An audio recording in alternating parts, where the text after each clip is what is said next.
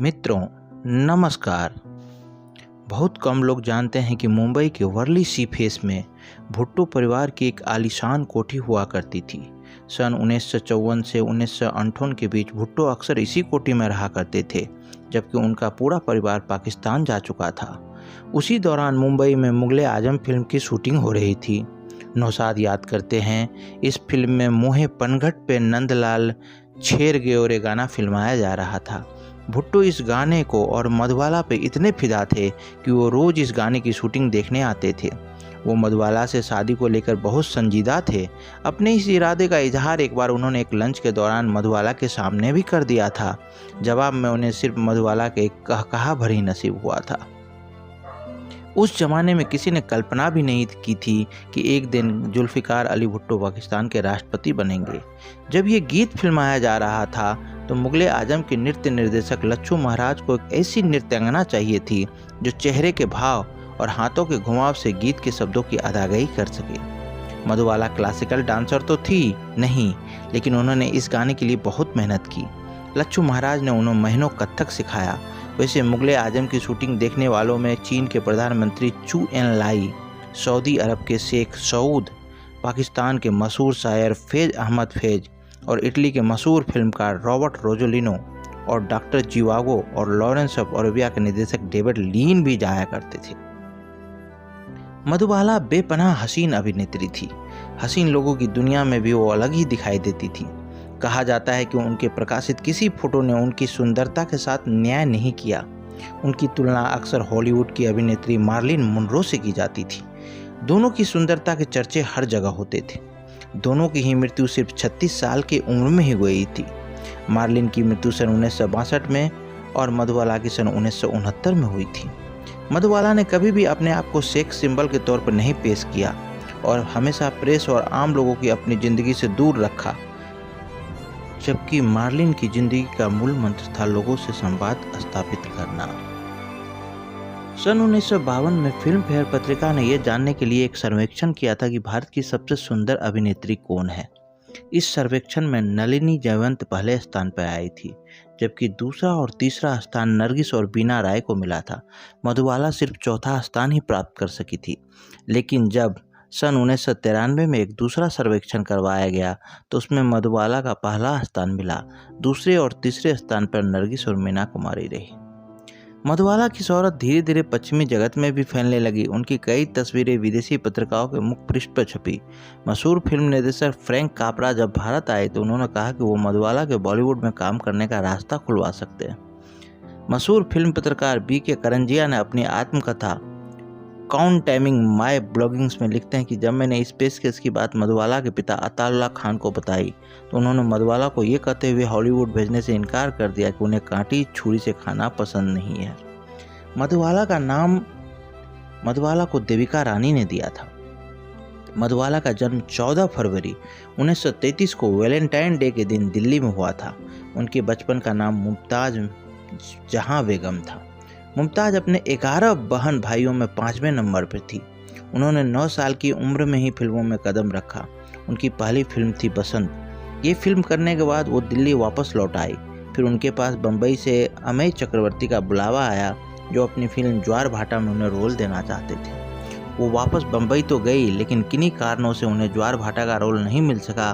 लेकिन उनके पिता ने बम्बई में रहने का फैसला किया। उनकी मेहनत देखकर मशहूर अभिनेत्री देविका रानी बहुत प्रभावित हुई। उन्होंने उन्हें उसका नाम मधुबाला दिया। सन 1948 में उन्हें फिल्म सिंगार में सुरैया के साथ सहनायिका का रोल मिला और धीरे धीरे उनकी प्रसिद्धि बढ़ने लगी। उन्हें बतौर हीरोइन कई रोल मिलने लगे। मधुबाला को जिस फिल्म ने राष्ट्रीय पहचान दी थी वो थी महल। ये एक अधूरे प्रेम की कहानी है जो एक जन्म से दूसरे जन्म तक चलती है। उस समय तक लता को भारतीय फिल्म जगत में आए हुए कई साल बीत चुके थे, लेकिन इस फिल्म में गाए उनके गाने आएगा आने वाला ने उन्हें पार्श्व गायन के शिखर पर पहुंचा दिया था। सन 1950 में मधुबाला की तबीयत अचानक खराब हो गई। जांच के बाद पता चला कि उनके दिल में सुराख है। उस समय भारत में दिल का ऑपरेशन एक कठिन ऑपरेशन समझा जाता था। मधुबाला ने अपनी बीमारी सबसे छुपाए रखी और फिल्मों में लगातार काम करती रही। सन 1954 में जब वो चेन्नई में बहुत दिन हुए फिल्म की शूटिंग कर रही थी तो उन्हें खून की उल्टी हुई और उनकी बीमारी की खबर हर तरफ फैल गई। फिल्म मुगले आजम की कास्टिंग करते हुए वो आसिफ ने एक साथ कई मुसव्वियों को एक साथ दावत दे डाली। राजकुमार केसवानी अपनी किताब दास्ताने मुगले आजम में लिखते हैं, पृथ्वीराज कपूर उस समय एक साथ कई बीमारियों से जूझ रहे थे। मधुबाला भी दिल की बीमारी से कई पाबंदियों में बंधी हुई थी। फिल्म के खासे लंबे हिस्से में मधुबाला को असली लोहे की भारी भरकम जंजीरें पहननी थी।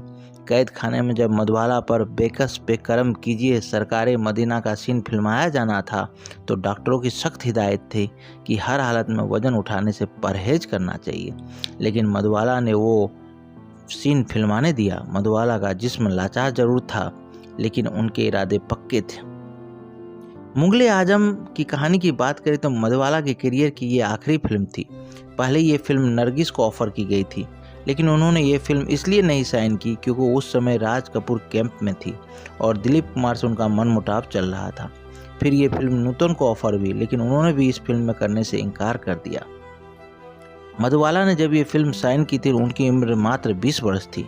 इस फिल्म को बनने में 8 साल लगे।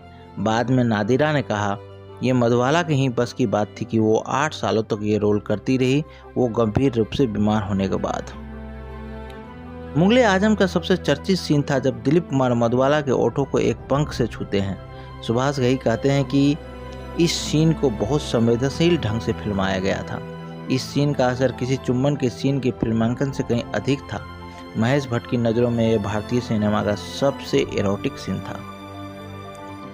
अपनी आत्मकथा the substance and the shadow में दिलीप कुमार लिखते हैं कि मधुबाला की तरफ मैं आकर्षित था, एक कलाकार के तौर पर भी और एक औरत के तौर पर भी वो बहुत जीवंत और फुर्तीली महिला थी। उनको मेरे जैसे शर्मीले और अंतर्मुखी शख्स से संवाद स्थापित करने में कोई दिक्कत नहीं होती। लेकिन मधुबाला के पिता अताउल्लाह खां की वजह से ये प्रेम कहानी आगे नहीं बढ़ पाई। उनके पिता का मानना था कि दिलीप कुमार मधुबाला से उम्र में बड़े हैं। खतीजा अकबर मधुबाला की जीवनी I want to live the story of Madhubala में लिखती हैं, दिलीप कुमार और अताउल्लाह खां के बीच मतभेद नया दौर को फिल्माने के दौरान उभरे।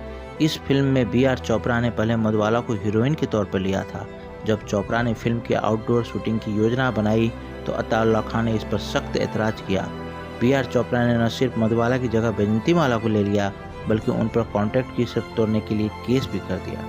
बाद में दोनों के बीच समझौता हो गया और मुकदमा वापस ले लिया गया। मधुबाला की छोटी बहन मधुर भूषण बताती है, दिलीप साहब ने कहा चलो हम शादी कर ले। इस पर मधुबाला ने कहा शादी मैं ज़रूर करूँगी लेकिन पहले आप मेरे पिता को सॉरी बोल दीजिए। लेकिन दिलीप कुमार ने ऐसा करने से इनकार कर दिया। मेरी बहन ने यहाँ तक कहा कि घर में ही उनके गले लग जाइए।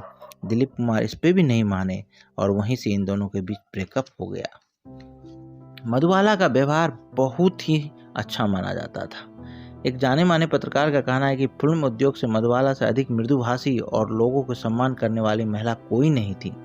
मशहूर पत्रकार बी के करंजिया लिखते हैं कि मैं आज तक याद करता हूं कि किस तरह मधुबाला मेरी बेटी के साथ क्वेटा टेरेस के हमारे फ्लैट में लुका छिपी खेल खेला करती थी।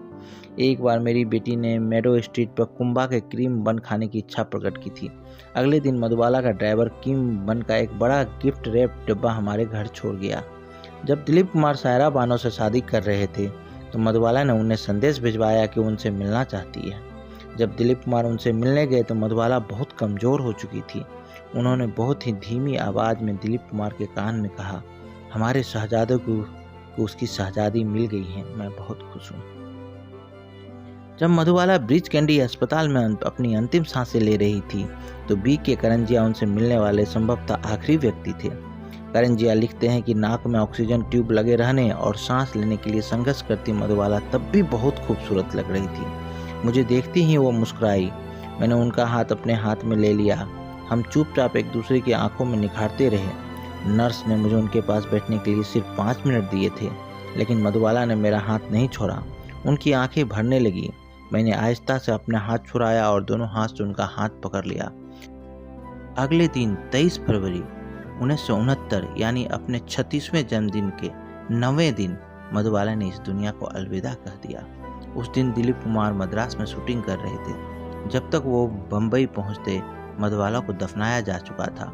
वे हवाई अड्डा से सीधे कब्रिस्तान पर गए और उनकी कब्र पर एक फूल रखकर उन्हें आखिरी श्रद्धांजलि दी।